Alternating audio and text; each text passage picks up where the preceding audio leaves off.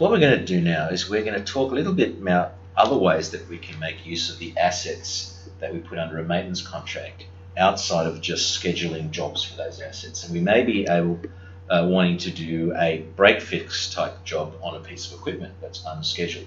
So how do we go about that? So we bring up a job card and we say new to create a new job card, and we don't start filling in the customer or any of those details.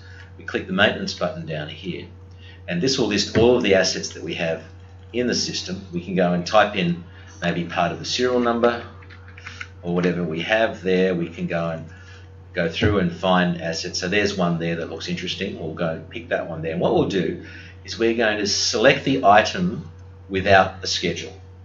We could also select the site without a schedule, which will bring all equipment on the site that this equipment is. But then you have to pick that particular... Yeah, but we're not going to do that. We're just going to select the item without schedule.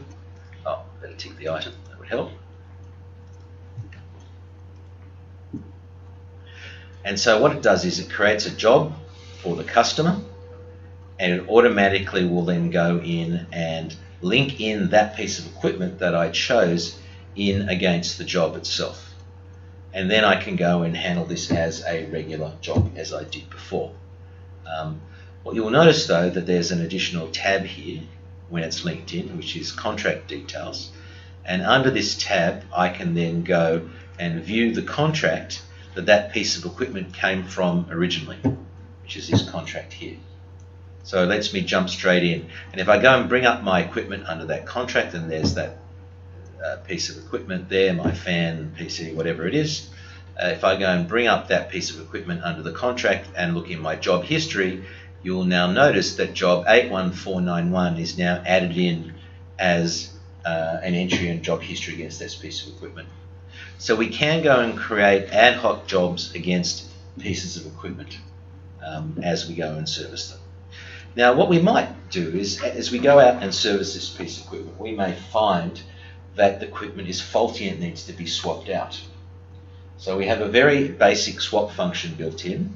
We can, through scripting, do a more complex swap function, but we have a very simple swap function whereby we want to swap things out. So if we hit the swap function, and what this does is it lets us select the pop swap out equipment. So this is going to now select a piece of equipment that we are going to swap with the one that we have. So imagine if we have a replacement stock store or some other set of equipment that we swap. When there's a broken hard drive, we might swap in another hard drive or something like that. Even though the equipment obviously is sitting somewhere in some warehouse. Well, it may not be in the warehouse, it may be in the guy's van, it may be wherever. Yeah. So I can select that piece of equipment. Oops, I can select that piece of equipment there as being the swap out equipment.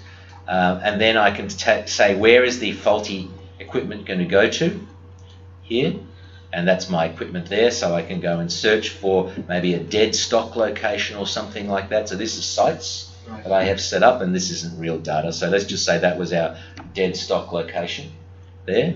I could select that and I go and swap that. So what that's going to do now is that it's going to, that piece of equipment's gone, if you see on this job, and now it's replaced with the equipment that I chose. And if I go into the contract details and view the contract, you'll find that that piece of equipment, the old one, is now gone off the contract and the new one is in there. And in my movements history, I can see that I swapped from, well, it's the same site, test to test, just happened to be test, but I swapped it from the swap out stock location into my customer's stock location. And if I went by serial number and found the item that was on the job before, you will find that it swapped from the customer's location into the dead stock location. And then you have history as well.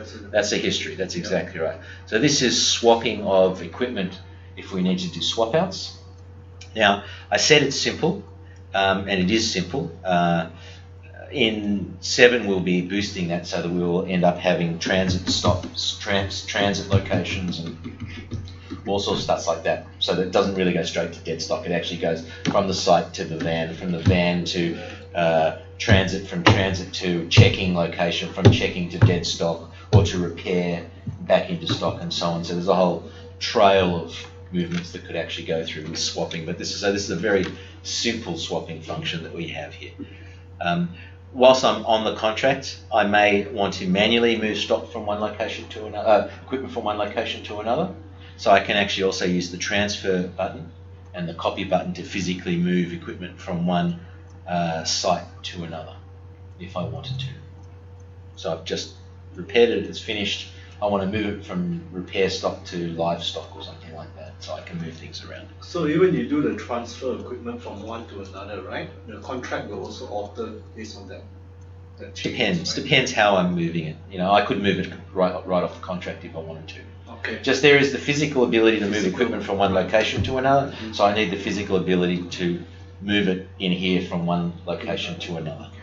That was just an aside on what we were talking about there. So by using the maintenance button down the bottom here, we can very easily bring in equipment into jobs, link the jobs to contracts under contract history. So we're starting to build up a history of, all the work done under particular pieces of equipment, so we can work out whether it's time to replace it, or if it's cost effective, or we need to charge more for our contract, or whatever it happens to be.